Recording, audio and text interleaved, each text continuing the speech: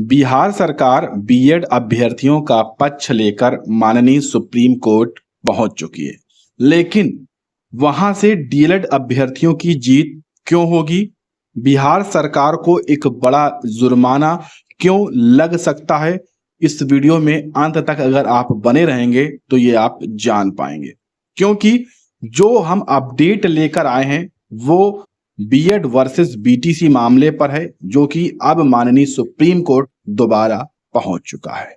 Video को अभी से लाइक और चैनल को सब्सक्राइब करके बेल आइकन जरूर दबा लें इस मामले पर हर एक लेटेस्ट अपडेट पाने के लिए। पूरी कहानी शुरू से अंत तक देखिए, तभी आप समझ पाएंगे कि आखिर में अब यहां से जीत किसकी होगी। सबसे पहले 11 अगस्त को माननीय सुप्रीम कोर्ट ने फैसला दिया, जिसमें बीएड को प्राथमिक शिक्षक भर्ती से बाहर किया। फिर 22-23 अगस्त को भी 3 जजों की बेंच ने फैसला दिया, जिसमें बीएड बाहर रहा। इसके बाद एक फैसला छत्तीसगढ़ के लिए आया माननीय सुप्रीम कोर्ट से, जहां पर छत्तीसगढ़ में बीएड अभ्यर्थियों को राहत दी गई और इसी की तर्ज पर पटना हाई कोर्ट में याचिका फाइल हुई। वहां पर सरकार को मुंह की खानी पड़ी, झटका लगा।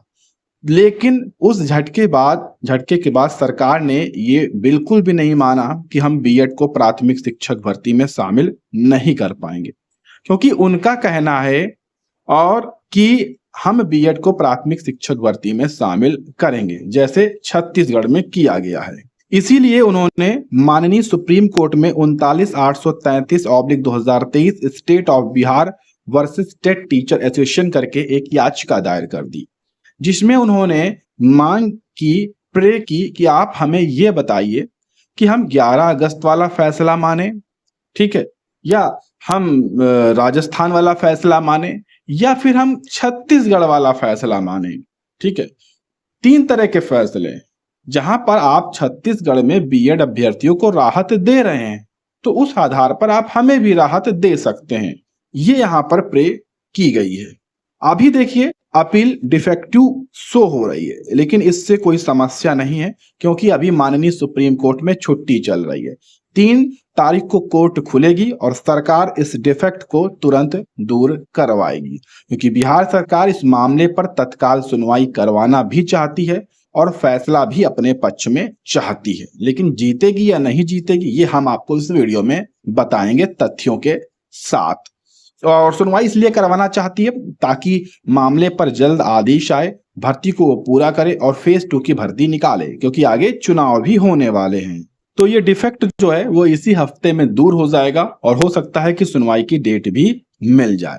अब बात करते हैं मेन मुद्दे की, और मेन मुद्दे से अगर यहां से आप वीडियो पूरा देख ले जाते हैं तो आपको स्पष्ट हो जाएगा कि वाकई में बिहार सरकार माननीय सुप्रीम कोर्ट से हारने वाली है और क्यों जुर्माना लगने वाला है। देखिए, सबसे पहले जो 11 अगस्त को माननीय सुप्रीम कोर्ट का फैसला आया था, वहां से चीजों को देखना शुरू करते हैं। इस पूरे आदेश में जो पैरा 5 है ये सबसे महत्वपूर्ण है। ठीक है, यहां पर आपने देखा होगा कि 137/2022 एक रिट है, जो कि यहां पर उस रिट में चैलेंज किया गया था एनसीटी का जो गजट था 28/6/2018 वाला, उसे यहां पर गजट को चैलेंज किया गया था।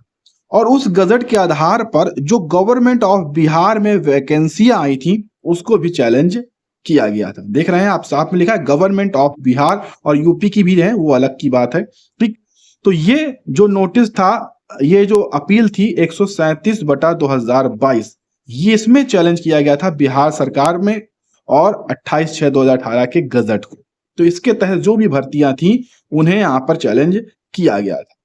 अब इन्हें चैलेंज करने के बाद इस याचिका को अगर आप देखेंगे तो ये याचिका जो दोस्तों थी वो थी धनंजय कुमार की। ठीक है, ये बिहार से थे, डीएलएड के, इन्होंने चैलेंज किया था।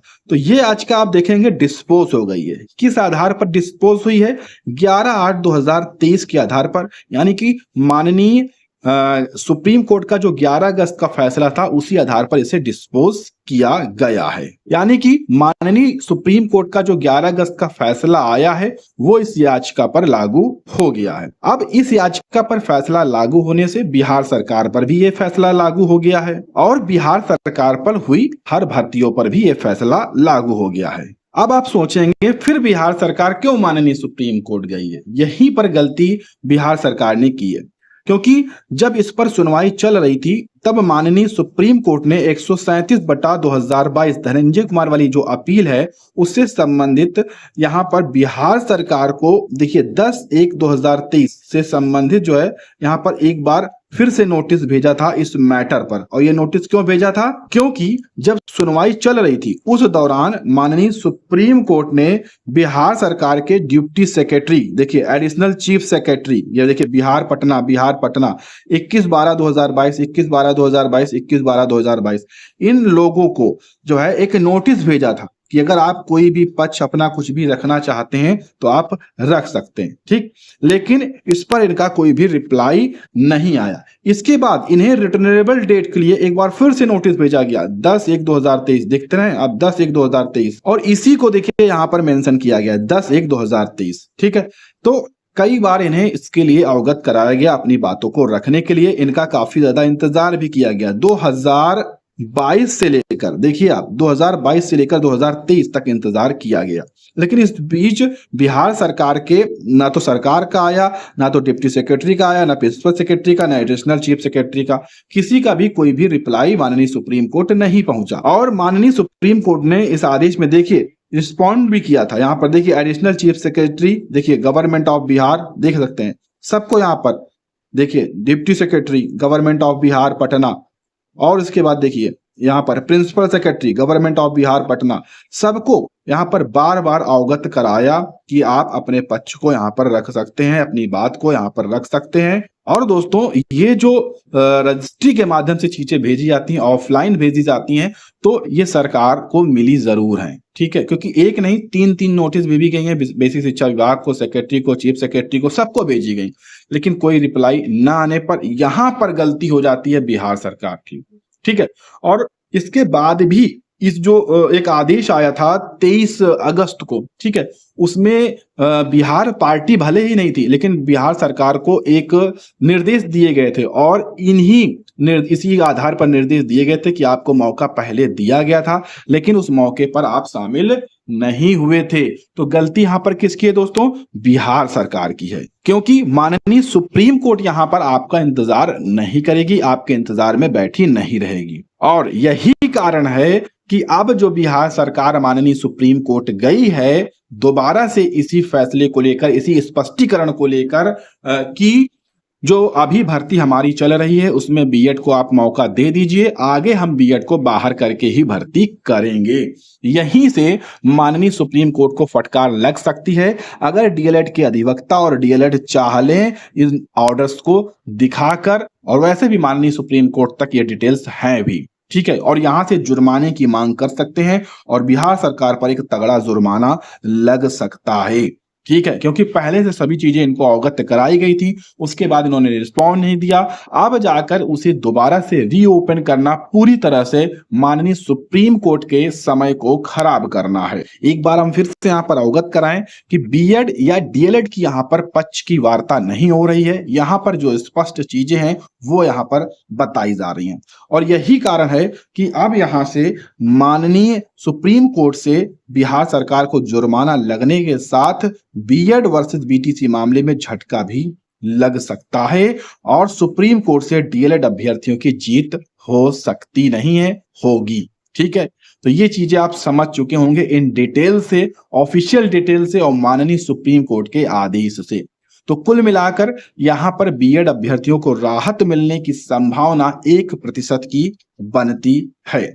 अब आपके मन में यह भी सवाल होगा कि छत्तीसगढ़ में तो राहत मिल चुकी है, ठीक है, छत्तीसगढ़ का मैटर अलग तरीके का था, वहां पर एग्जाम हो चुका था, रिजल्ट हो चुका था, यहां तक कि काउंसलिंग होने जा रही थी, तब प्रक्रिया पर रोक लगी थी। और दूसरी बात, अभी उनको राहत नहीं मिली है, केवल प्रक्रिया में शामिल हैं और माननीय डबल बेंच में, बिलासपुर डबल बेंच में वो अभी मामला चल रहा है, ठीक है, जिस पर अभी तत्काल सुनवाई होगी और सुनवाई के दौरान वहां पर उनको झटका लगेगा। ये भी सच्चाई है दोस्तों, उनके नियुक्ति पत्र में चीजें मेंशन की गई हैं कि आप डबल बेंच के आदेश के आधार पर ही आपको नियुक्ति दी जा रही है, जो भी उनका फैसला होगा उसी फैसले के आधार पर आपकी नियुक्ति आगे बनी रहेगी या नहीं बनी रहेगी वो तय होगी। तो आप समझ सकते हैं ना, वहां से राहत नहीं है, केवल कुछ दिनों की वो नौकरी है, ठीक है। तो ये कुल मामला है। उम्मीद है आपको समझ में जरूर आया होगा। समझ में आया है तो कमेंट बॉक्स में एक प्यारा सा कमेंट करिएगा, वीडियो को लाइक और शेयर करिएगा